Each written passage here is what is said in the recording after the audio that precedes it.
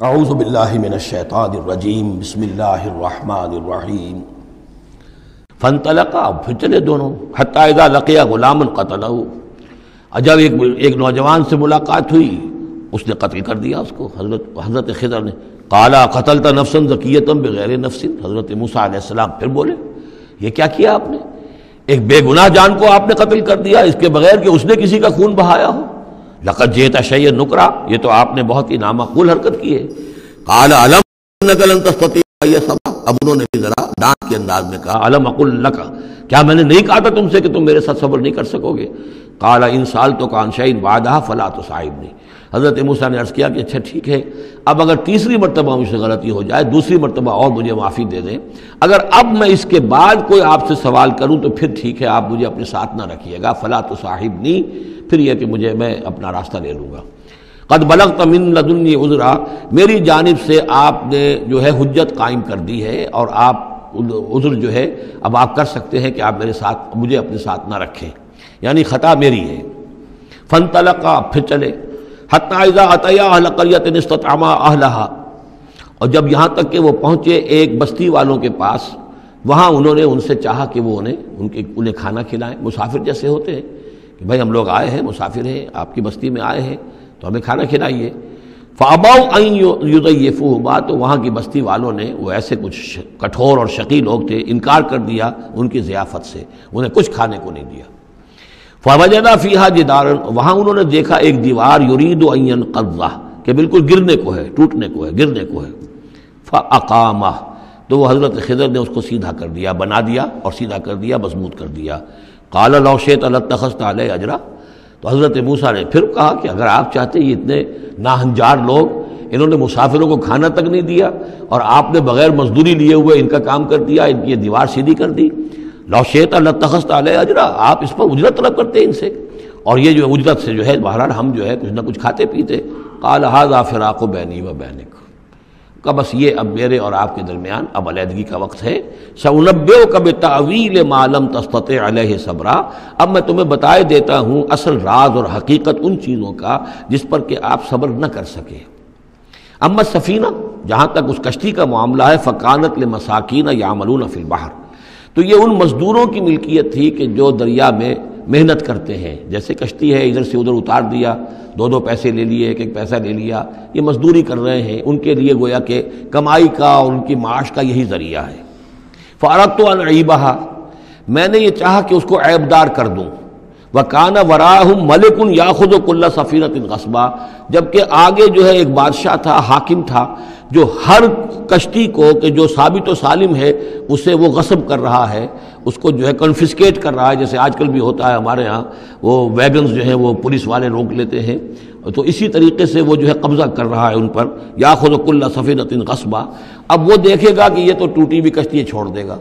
تو کشتی میں ایک تختہ لگا لینا تو آسان کام ہے، پوری تختی جا رہی تھی،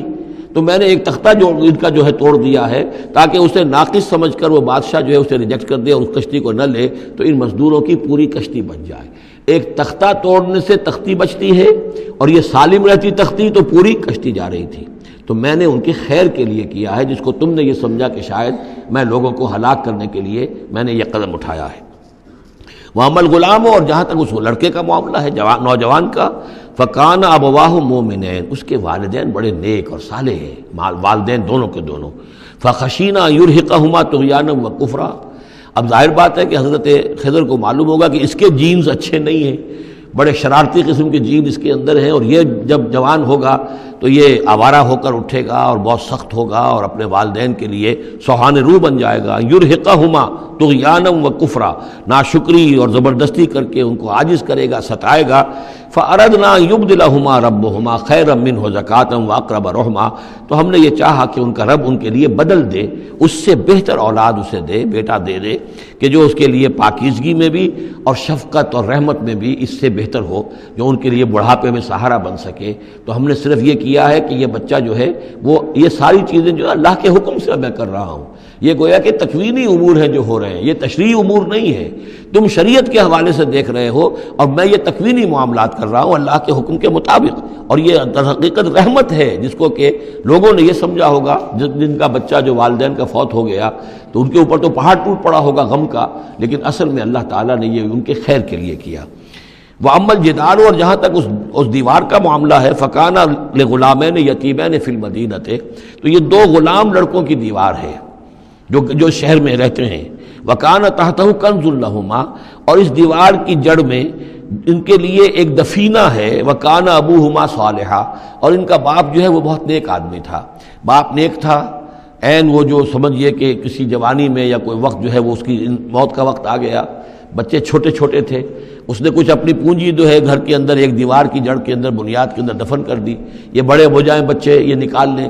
اب چونکہ وہ نیک تھا لہذا اللہ تعالیٰ کی طرف سے اس کا اہتمام ہو رہا ہے۔ دیوار اگر اس وقت گر گئی ہوتی تو یہ خزانہ ظاہر ہو جاتا، اور ابھی وہ بچے جو ہیں وہ چھوٹے ہیں، تو لہذا یہ لوگ جو ہیں بستی والے کتنے ناہنجار ہیں جنہوں نے ہمیں کھانے کو نہیں دیا ہے، وہ کیا یتیموں کے اس مال کا لحاظ کریں گے؟ وہ سارا کا سارا اس مال کو قبضہ کر لیں گے۔ تو میں نے وہ دیوار بنا دی ہے۔ کان ابوہما صالحا، ان کا باپ بہت نیک آدمی تھا۔ فاراد ربک یبلغا اشدہما، تو آپ کے رب کا یہ فیصلہ ہوا کہ یہ دونوں بچے جو ہیں اپنی پوری جوانی کو، پختگی کو، بلوغت کو پہنچ جائیں، ویستخرجا کنزہما، اور پھر وہ اپنا خزانہ نکال لیں۔ رحمتا من ربک، یہ تینوں امور آپ کے رب کی رحمت کا منظر ہے۔ بظاہر جو بھی نظر آ رہا ہے، تو دنیا میں جو حالات و واقعات ہو رہے ہیں یہ حقیقت دنیا کے اعتبار سے